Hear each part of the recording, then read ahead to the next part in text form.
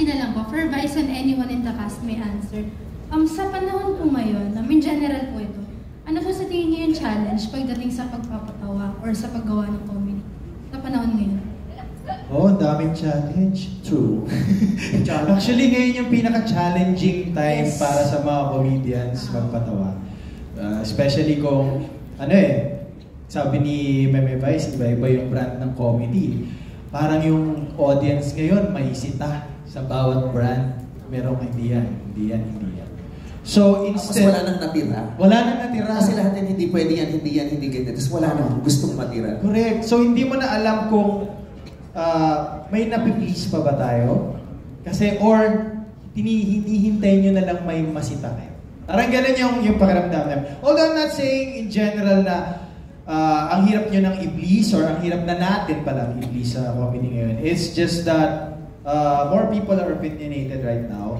And to each is its own. So maybe, tama si Meme Vice what's funny for me might not be funny for you. So iba-iba yung target audience natin. Ang hirap lang pag na-generalize na bad comedy. So I mean, pag nafi-filter, may napanood akong stand-up comedian na gusto ko lang i-share na sinabi niya is, actually, ang mas pinaka-nakakatawang comedy is when you're talking about truth. Pag pinag-usapan natin ng utot ngayon, nakakatawa kasi totoo yung utot. Pero pag hindi totoo yung pinag-uusapan natin, hindi siya nakakatawa. It's make-believe. So, siguro may nasasaring lang sa atin. Kaya gano'n. But, nonetheless, we're still hoping because dahil sa social media and everyone, parang mas aware naman yung mga tao ngayon sa brand of comedy. Like, stand-up comedy is booming now. Yung may improvement. Deadpan comedy is booming now. So, I think it's just challenging. But as comedian, ini-enjoy pa rin namin kasi gusto namin nag-enjoy yung audience. Kasi teatro daw siya. Yeah. Talino, jowa ko yan.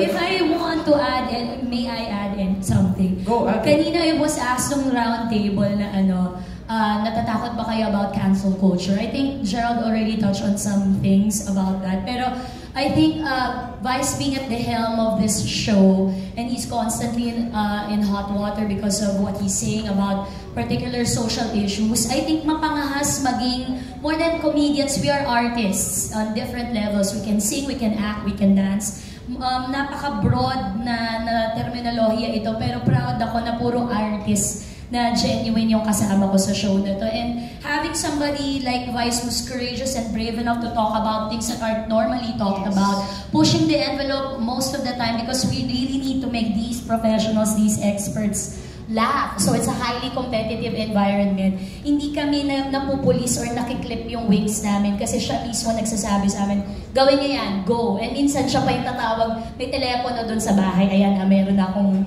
clue, may telepono, uutusan niya kami ng kung ano or may itatanong siya, tapos kailangan namin gawing nakakatawa, kahit nakakatakot, paminsan-minsan, or may matatouch kaming topics na we would think that would be sensitive na pag-usapan. But I think kailangan ngayon ng mas maraming thinking actors. Kailangan ng mga komedyante, lalo na napatatawanin kayo, pero at the same time, paiisipin din kayo at bupukawin yung kamalayan ng manonood. So, salamat sa pagkakataon na ito sa Pride Video at saka na mapagsama-sama nyo kaming lahat kasi we get to showcase exactly that we're brave and courageous to do our comedy regardless of cancel culture.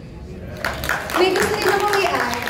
Kasi kanina you asked kung ano yung bago sa si Meme Vice yung nag-host, so dami niya nang ginagawa. Kanina din kasi nasagot na rin yun dun sa Pocket Press ko din kanina na meron kasing ginawa si Meme dito na walang script, di ba? Papasok siya.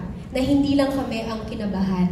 Pati ang crew, pati ang lahat, everyone, sina Direk. Kasi grabe, siya lang yung nag-isip ng kung anong gagawin dun sa situation na yon. At dito nyo talagang makikita kung gaano siya gagaling sa craft niya.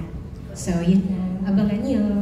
Alright. So, actually, that's all the time we have for questions. So, very quickly lang.